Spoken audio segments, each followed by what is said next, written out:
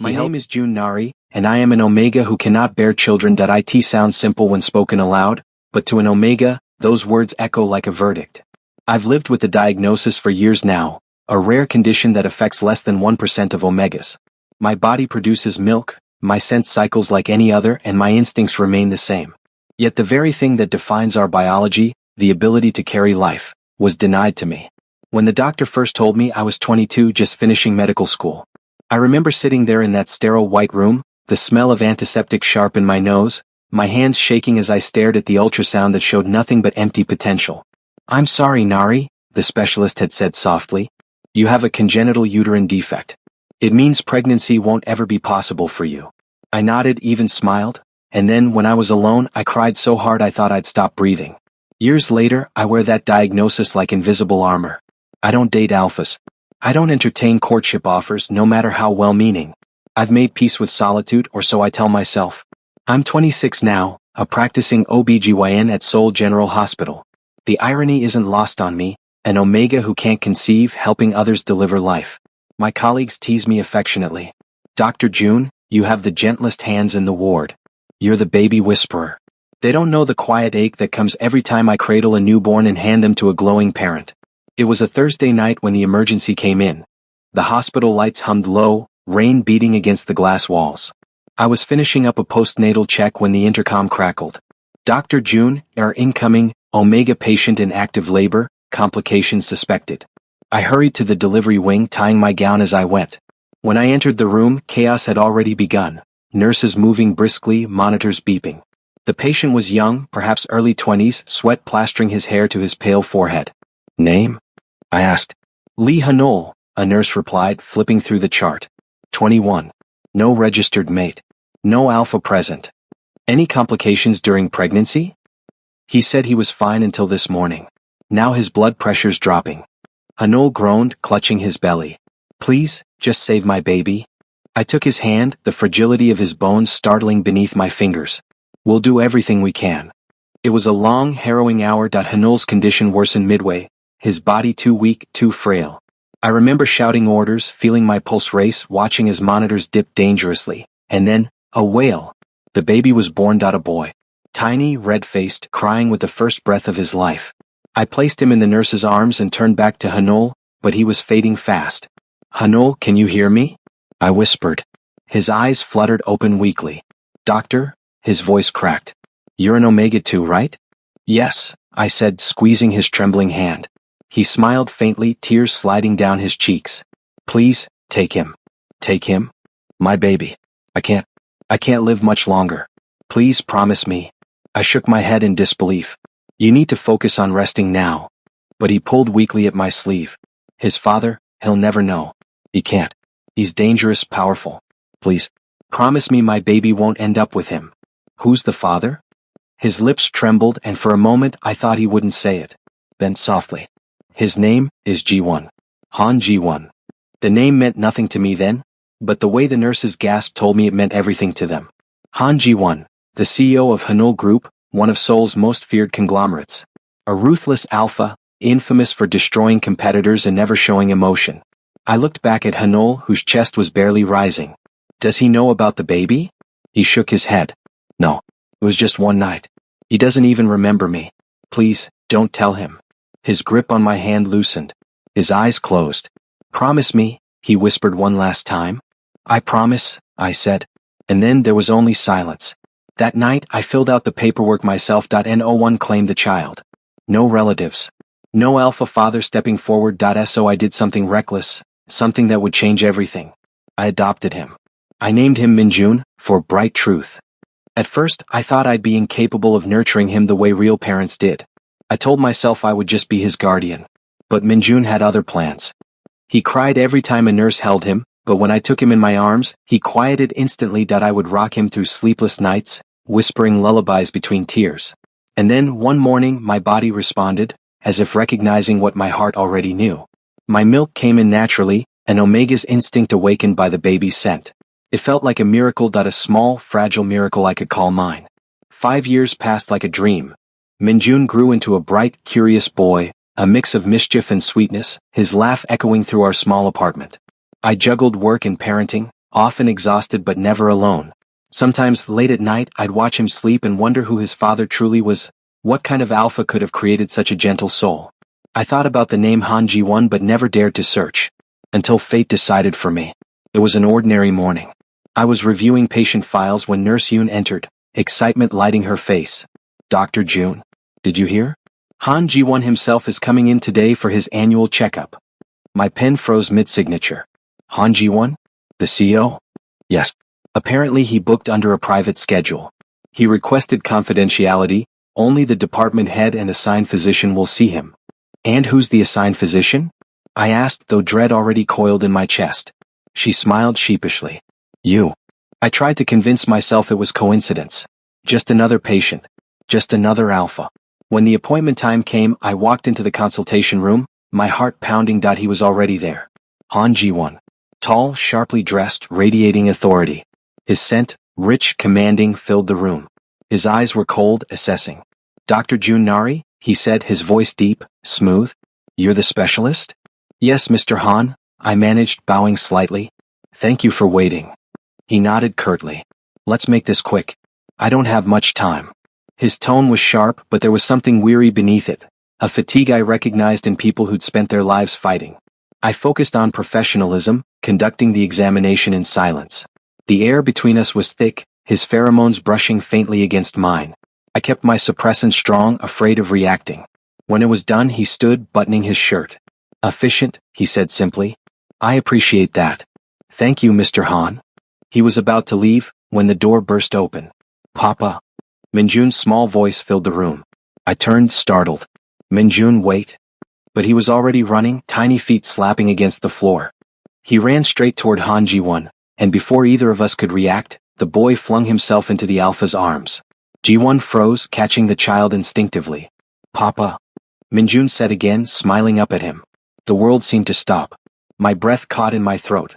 Han Ji-won stared down at Minjun, at the familiar shape of his eyes, the curve of his mouth, the unmistakable resemblance. His gaze lifted slowly to mine, sharp and confused. Dr. Jun, he said, voice dangerously calm. What is the meaning of this? And just like that, the past I thought I'd buried began to unravel. Silence, that's what followed Minjun's innocent cry, a silence so thick it swallowed the sound of my own heartbeat. Ji-won stood there, frozen, holding my son, no, our son, in his arms. Minjun giggled, unaware of the hurricane he had unleashed. His tiny fingers clutched Ji-won's tie, tugging playfully. You smell like Papa. Minjun said happily. My throat tightened. Minjun, I said softly, trying to keep my voice calm, come here, sweetheart. He turned, pout forming on his lips. But Appa, that's Papa. I saw him in my dream. The word dream barely registered in my ears before Ji-won's gaze sliced through me like ice. He slowly set Minjun down, his movements controlled, deliberate, the kind of restraint only a man used to power could possess. Then he straightened to his full height, and his eyes locked onto mine. Dr. Jun, he said quietly, voice low and steady, explain. I swallowed hard, stepping closer, though every instinct screamed for me to run. Mr. Han, it's not what you think. Then tell me what I should think. His tone was calm, but the faint tremor in it betrayed something else. Confusion, disbelief, maybe even fear. Minjun blinked between us, sensing tension. Appa? He whispered, tugging at my sleeve. Did I do something bad? I knelt and smoothed his hair. No, baby. You did nothing wrong. I looked at Nurse Yoon, who was hovering near the door, wide-eyed. Please take Minjun to the lounge. I'll be there soon. She hesitated but nodded, scooping him up gently. His small hand waved at Ji-won. Bye-bye, Papa. The door clicked shut behind them. The silence that followed felt deafening. Ji-won exhaled sharply, running a hand through his hair. That child? He turned toward me. He called me Papa. He stopped himself, jaw tightening. Is he mine? The question hit harder than I expected. I stared at the floor. You had a one-night encounter 5 years ago with an Omega named Lee Hanol. He came into our hospital in labor. He didn't survive. Ji-won's expression froze. Hanol, he repeated as if tasting the name for the first time. I don't remember. There were a few nights during those years I wasn't proud of. He sank into the chair behind him, fingers pressing against his temple. The sudden vulnerability in him startled me, the image of a ruthless CEO cracking at the edges. So you took the child? Yes, I said quietly. He begged me to. He said you must never find out. His head snapped up. He said that. He was terrified, Mr. Han. He thought you'd take Minjun away, or worse, that your world would destroy him. He stood abruptly. My world. His voice rose sharp. You mean my company? My responsibilities? You think I would harm my own child? I didn't say that. Then what are you saying, Dr. June? That I'm not fit to be a father? The weight of his pheromones pressed against mine, instinctive and heavy, and Alpha's dominance. I fought to keep my composure, suppressants barely holding. I'm saying I kept a promise to a dying man. That's all. He stepped closer, his eyes dark. A promise that involved my son. I took a step back, heart pounding. Minjun doesn't even know he's adopted. He's happy, healthy, loved. Loved by you, Ji-won interrupted. An Omega who decided to play savior. His words stung, but there was no real malice behind them, only hurt, confusion. I could see it in the way his hand trembled slightly at his side. You're angry, I said softly. You have every right to be. But please not here. Not now. Ji-won inhaled deeply, forcing his emotions under control. You're right. He straightened his cuffs, the picture of composed authority again. We'll talk later. Privately. Later? He glanced toward the door where Minjun had disappeared. He's my son. Whether you like it or not, I'm not walking away now. That evening, I sat in my office long after hours, unable to concentrate on a single file. Rain beat against the windows, again as if the universe liked symmetry. I was gathering my things when the knock came. 3 soft raps. Then the door opened without waiting for permission. Ji-won entered, wearing a black coat, his expression unreadable. I sent my driver home, he said quietly. We need to talk. I gestured for him to sit. I figured you'd come. He didn't sit immediately. Instead, he walked toward the window, staring out at the city lights. You said his name is Minjun. Yes. He's healthy. Yes. And he calls you Appa. The way he said it made my chest ache. He's all I have, I admitted. And I'm all he knows. Ji-won turned slowly, eyes gleaming with something softer now, not anger but pain. Do you know what it's like, he asked quietly, to discover you've had a son for 5 years and never knew? That someone else has heard his first word, his first laugh? I didn't answer. The guilt was too heavy. I'm sorry, I said finally, voice cracking. If I'd known you cared. That's the problem, isn't it? He cut in. No one thought I could care. He laughed bitterly. Everyone sees the CEO, the monster who buys companies and breaks men. No one ever sees the man beneath it. His words disarmed me. I'd expected fury. Instead, I found something else. Loneliness. Mr. Han? I started, but he shook his head. Ji-won. Call me Ji-won. If we're to speak of my son, at least drop the titles. My lips trembled around the name. Ji-won. He smiled faintly, a sad, tired smile. So, what happens now, Dr. June? I hesitated. That depends. What do you want to happen? He took a long breath. I want to be part of Minjun's life. But I don't want to tear apart what he has with you. You raised him. You loved him when I wasn't there. I blinked, startled by the gentleness in his tone. You're not angry?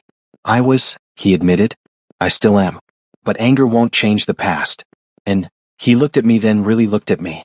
You're the kind of person Hanol must have trusted completely to leave our child with. That says something. The silence stretched between us, soft but charged. I exhaled slowly. Minjun deserves to know the truth, eventually. But we have to handle it carefully. Ji-won nodded. I agree. He stepped closer, his scent brushing faintly against mine again, calmer this time, warmer. My body reacted instinctively, a flicker of heat rising despite my suppressants. You're brave, he murmured. Raising someone else's child alone, that takes strength. I just did what felt right. He smiled slightly. You remind me of him. Hanol? Yes. He was gentle too.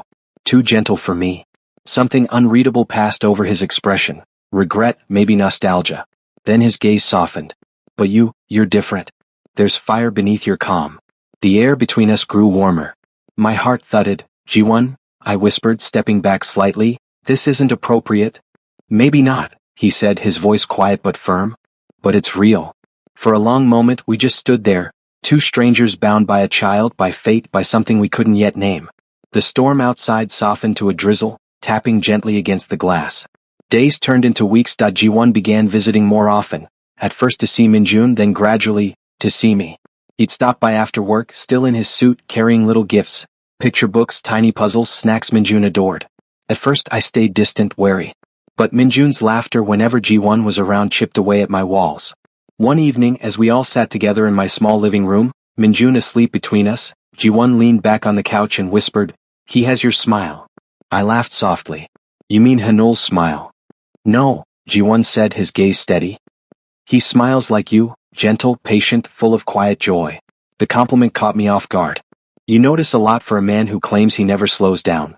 He smiled faintly. "You make me slow down." Our eyes met, the room quiet except for Minjun's soft breathing. Ji-won's hand moved slightly, not quite touching mine, but close enough that I could feel the warmth of his skin. "I don't know what this is yet," he murmured. "But I know I don't want it to end." My chest ached, my heart torn between fear and longing. "You're dangerous, Ji-won." "I've heard that before." His lips curved.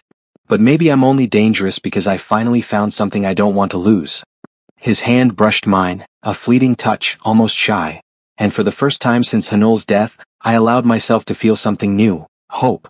The rhythm of my days began to change after Ji-won entered our lives. It started subtly, a knock on the door in the evening, a text message confirming he'd picked Minjun up from school, an extra lunchbox appearing on my desk at work with a note. "You forget to eat when you're busy." Ji-won. He was, by all means, still the same alpha the world feared, the CEO whose name commanded attention. But when he was with us, he became someone else. Softer. Quieter. Sometimes, when I watched him crouch to tie Minjun's shoes or help him build a model spaceship, I caught glimpses of a man who'd been denied the chance to be gentle. Until now. Every Thursday evening, Ji-won came over for dinner at 8 first. I insisted it was unnecessary, that Minjun didn't need constant gifts or outings, but Ji-won would only smile and say, "Maybe I'm the one who needs it." He was awkward in the kitchen. The first time he tried to help, he nearly set fire to the pan, and Minjun laughed so hard he fell off his chair. Ji-won rubbed the back of his neck, embarrassed. "I haven't cooked in years," he confessed. "Then you'll learn," I said, handing him the ladle. "Everyone starts somewhere." His eyes lit up with quiet amusement. "Are you always this patient?" "Only with difficult patients or clumsy alphas," I replied. That made him laugh, a sound I'd never heard before, warm and low. Dinner became a ritual. We'd eat together, talk about work, or listen to Minjun's endless stories about school. Sometimes Ji-won would stay late, reading bedtime stories with that deep, soothing voice of his. And when Minjun finally fell asleep, the house grew still. Too still.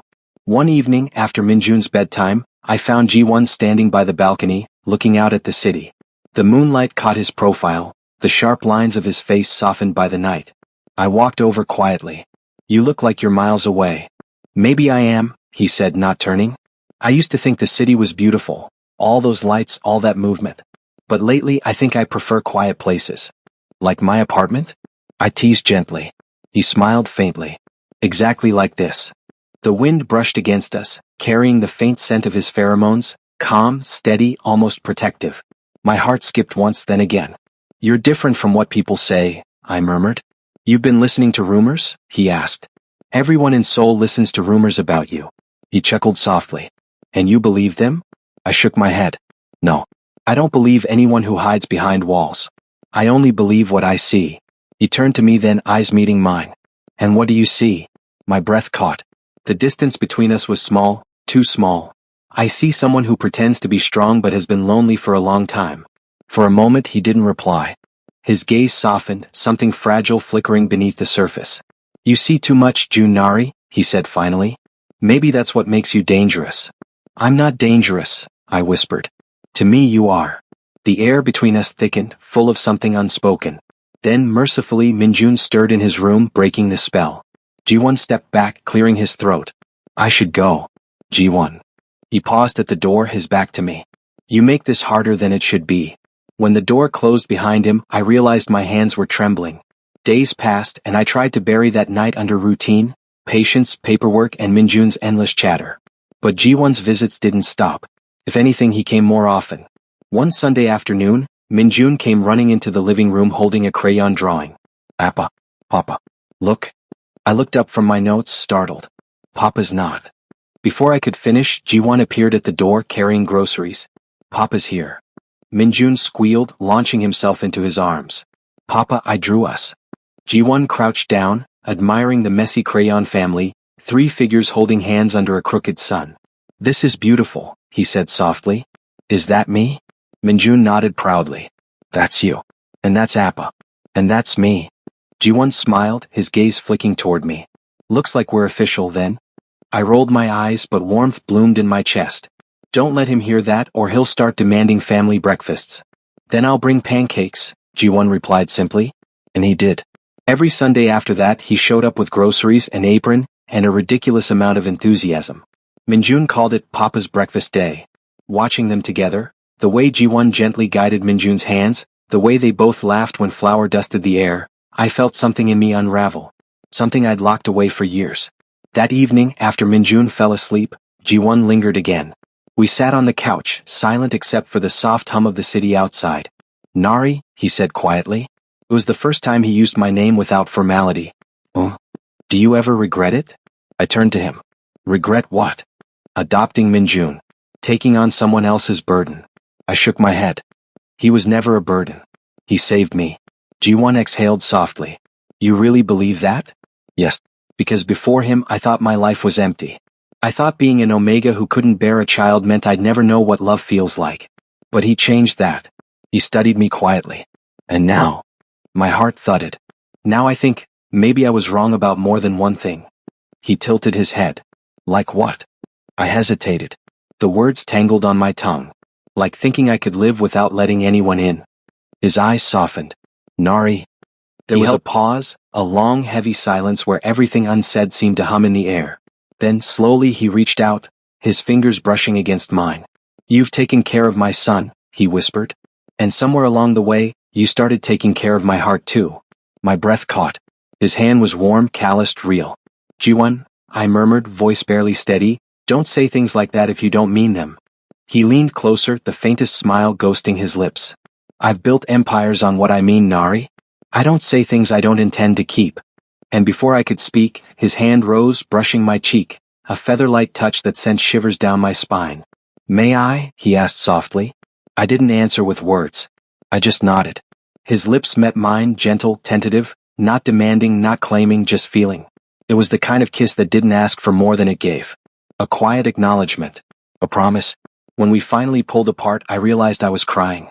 I'm sorry, I whispered, embarrassed. I didn't mean. Don't apologize for feeling, he said, brushing away my tears. You've spent too long pretending you couldn't. I let out a shaky laugh. You always know what to say. No, he said, smiling faintly. I only know what I feel. And in that moment, I believed him. The next morning, sunlight spilled through the curtains, soft and gold. Minjun's laughter drifted from the kitchen where Ji-won was, once again attempting breakfast. I stood by the doorway watching, Minjun sitting on the counter, Ji-won wearing my apron, flipping pancakes with exaggerated concentration. Appa. Minjun called, spotting me. Papa made a heart-shaped one for you. Ji-won turned, holding up the pan like a trophy. It's lopsided, he admitted, but it's a heart. I smiled, warmth blooming in my chest. It's perfect. For the first time in a long time, I felt something that scared me and healed me all at once. Belonging.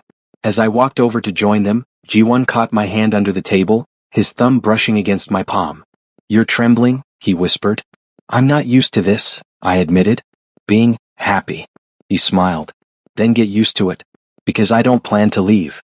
I looked up at him, at the man who had once been a stranger, now cooking in my kitchen with our son between us, and for the first time, I dared to believe in forever. When I first met Ji-won, I told myself he would never be part of my life outside of the hospital. I was wrong. Fate had already written him into my days like ink that couldn't be erased. Weeks had passed since the truth about Harem's parentage had come out.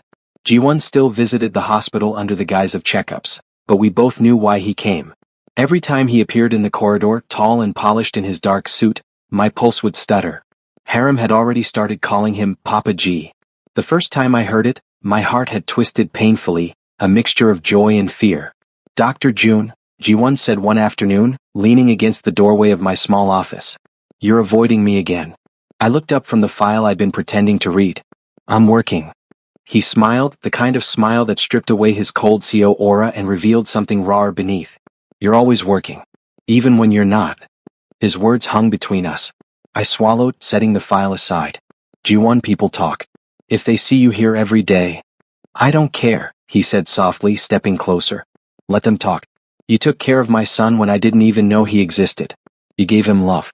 And now I just want to understand you, Junari.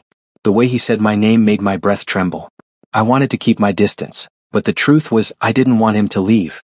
He sat down across from me. For a long moment we said nothing. The hum of the air conditioner was the only sound. Then he said quietly, "Harem looks like his mother, but he acts like you." I blinked. Me? He's gentle. He listens before he speaks. He's always trying to make people smile. Ji-won's gaze softened. "That's you, Nari?" My chest tightened. "You're giving me too much credit." "I'm not giving you enough." There was silence again, but it wasn't uncomfortable anymore. It was warm, almost tender. That night, Ji-won offered to drive Harem and me home. The streets of Seoul shimmered under the rain, and Harem fell asleep in the back seat, his small hand clutching his stuffed bunny. When we reached my apartment, I tried to thank Ji-won quickly, but he said, "Let me carry him up." I hesitated but nodded. Watching Ji-won lift his son so carefully made something inside me ache, a longing I'd buried for years. Inside, I tucked Harem into bed. Ji-won stood near the doorway watching us. The room was dim, the only light coming from the small lamp by the bed. When I turned, our eyes met. "He's lucky," Ji-won said quietly, "to have you." "I'm the lucky one," I replied. He saved me when I didn't even know I needed saving. Ji-won took a slow breath, stepping closer until I could feel his warmth. "Nari?" There was a question in his voice, one that neither of us dared to speak aloud. I didn't move. I couldn't. His hand came up, brushing a strand of hair away from my face. The touch was feather-light, reverent. My heart thudded painfully. "Tell me to stop," he whispered. I didn't. His lips brushed mine, soft, hesitant, almost trembling. The world fell silent around us. It wasn't a hungry kiss, but one full of things unsaid, gratitude, fear, longing. My hands found his chest without realizing it, feeling the steady beat beneath my palm. When we finally pulled away, I couldn't look at him. My cheeks burned, my breath uneven. Ji-won. He cupped my face gently, his thumb tracing the corner of my mouth. "You don't have to be alone anymore, Nari." The words hit deep, so deep I had to look away. "I can't give you children, Ji-won. You know that." He took my hands in his. "You've already given me everything I ever wanted. You gave me my son back. You gave me a reason to come home." Tears pricked my eyes. For years, I'd believed I wasn't enough for anyone, that my condition made me unworthy of love. But in that moment, the weight began to lift. He kissed me again, slower this time. His forehead rested against mine when he whispered, "Let's not run from this anymore."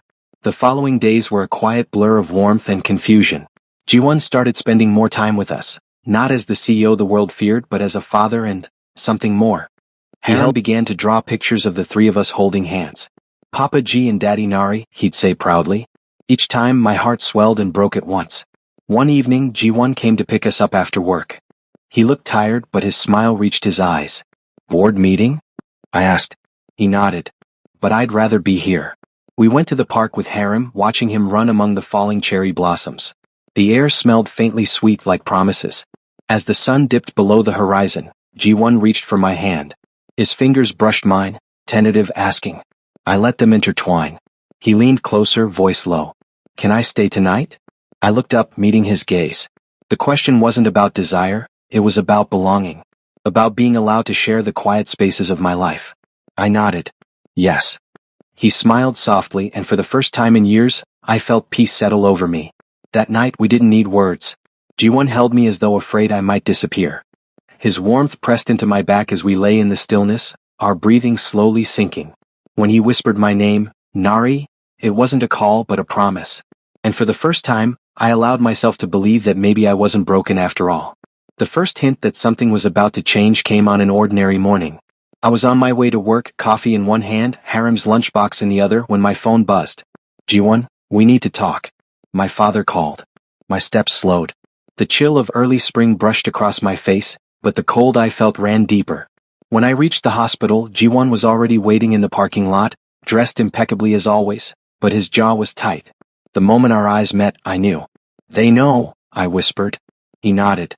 Someone from the board saw me with Harem. With you. My stomach dropped. The chairman of Han Group, Ji-won's father, was a man who valued power and lineage above all else.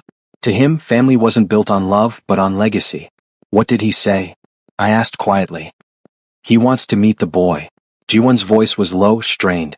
And he said something about you that I won't repeat. I looked away, gripping the strap of my bag. Then maybe I shouldn't be there. He took a step closer, his hand brushing mine. You will be there, Nari? Because you're his parent too. And I won't let anyone erase that. Ji-won's family estate was a world away from my small apartment. Vast, pristine, intimidating. Harem clung to my hand as we walked into the grand living room. Ji-won's father sat rigidly, his cane resting beside him.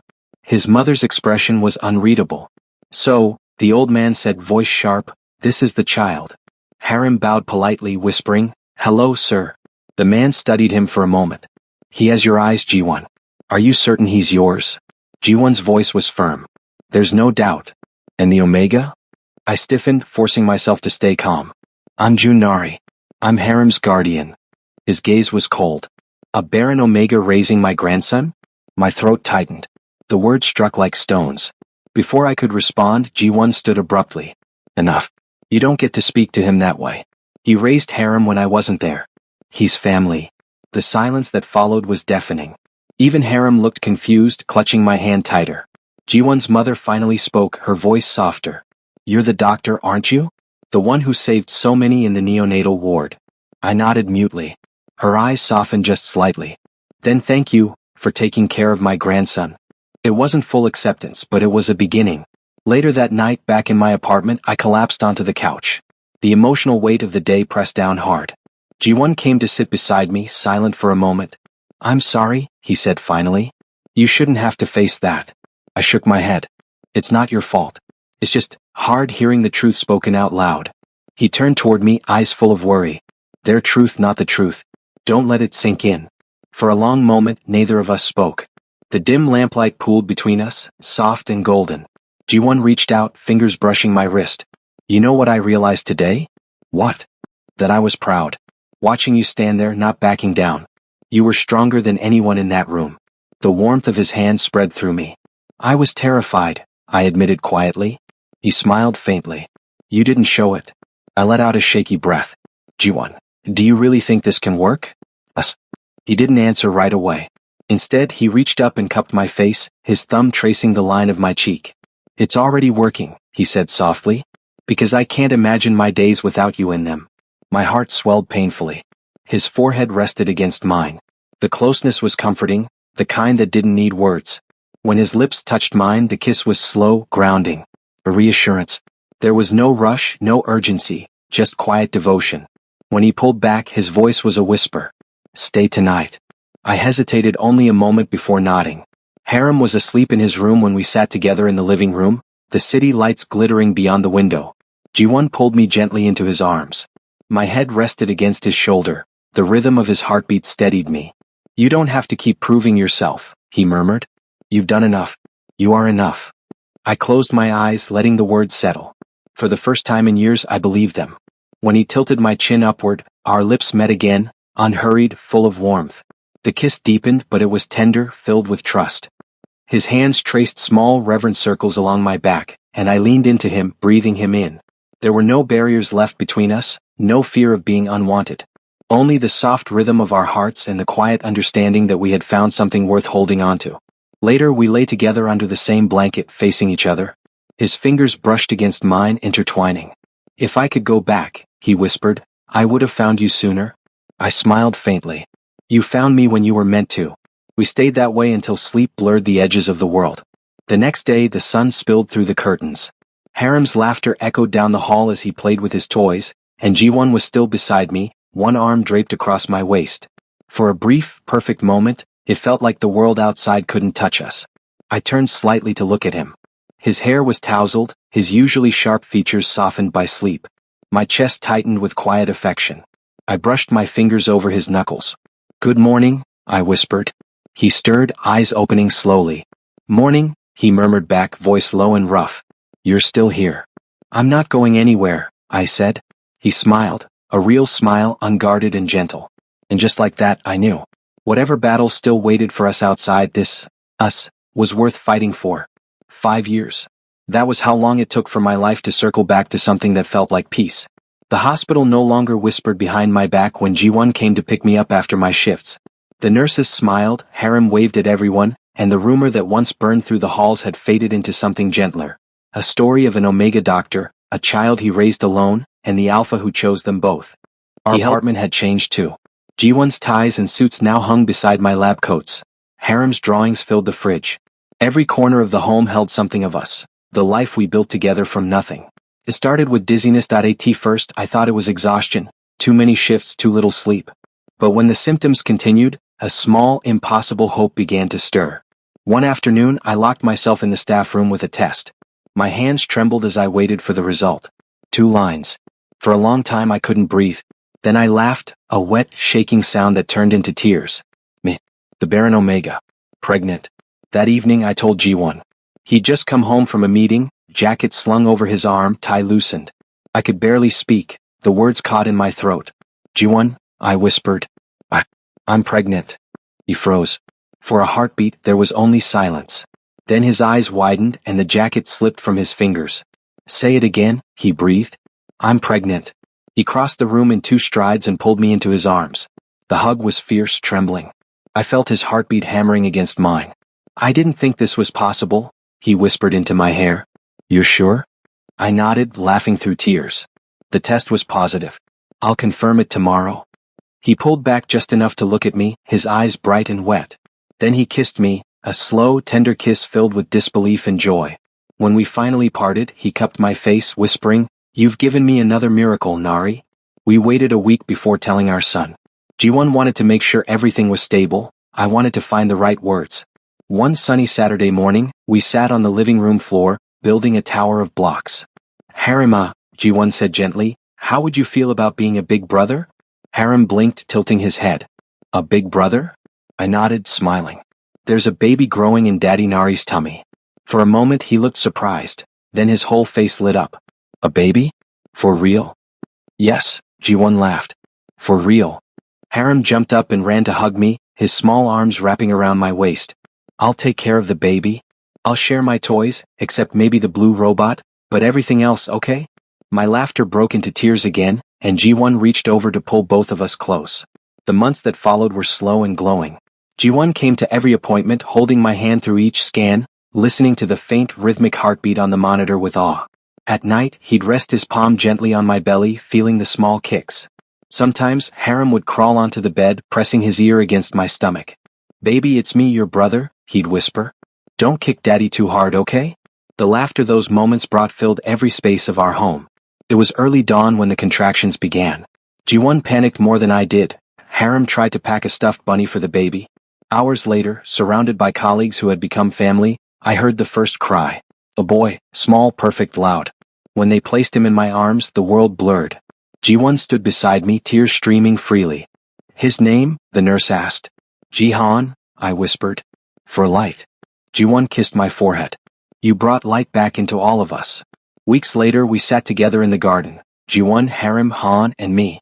The spring air was soft, carrying the faint scent of blossoms. Harem leaned against my arm, staring at his baby brother sleeping in my lap. He looks like you, he murmured. G1 smiled. He looks like all of us. I turned toward him. You know, I used to think I'd never have this, a family. He reached over, taking my hand. You always did. You just needed the world to catch up. He leaned in then, pressing a slow kiss to my lips, the kind that spoke of gratitude more than passion, of home more than heat. I smiled against him, feeling the warmth of his hand and the steady thrum of the life we'd built. When we pulled apart, Harem giggled. Ew, Papa G and Daddy Nari are kissing again. We both laughed, and G1 scooped him into his lap, tickling him until the garden filled with laughter. That night, after both boys had fallen asleep, I stood by the window with Han in my arms. G1 came up behind me, wrapping me in his embrace. The city lights shimmered beyond the glass, but all I saw was the reflection of our little family, the home I once thought I'd never deserve. G1 pressed a kiss to my temple. We did it, he whispered. I looked down at the baby, then at the sleeping figure of our older son curled on the couch. We did. And as I leaned back against him, feeling his heartbeat steady against mine, I realized something simple and perfect. I was no longer defined by what I couldn't do, but by everything I had found. Love, family, home.